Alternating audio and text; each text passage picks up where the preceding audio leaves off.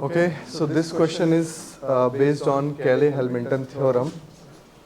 We know when we form a characteristic equation, f lambda is equal to 0, it also follows the matrix fa is equal to 0.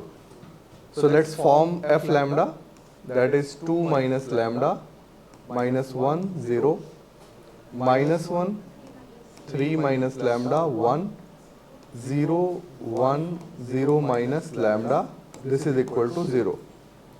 So this will become 2 minus lambda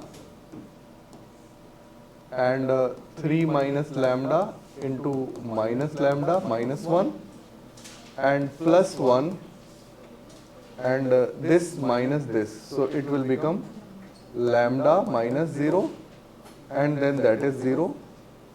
So this will become 2 minus lambda and minus 3 lambda plus lambda square minus 1 plus lambda is equal to 0.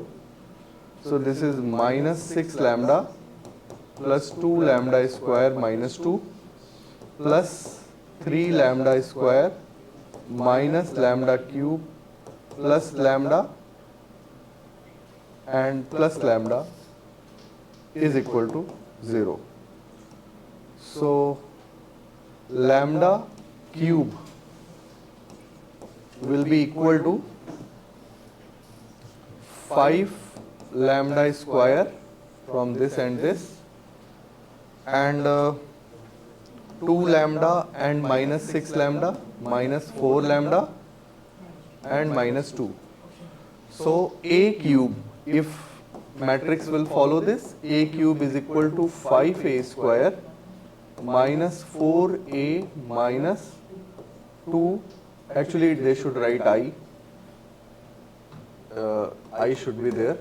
So this is the correct answer. Okay. So directly based on Cayley-Hamilton theorem.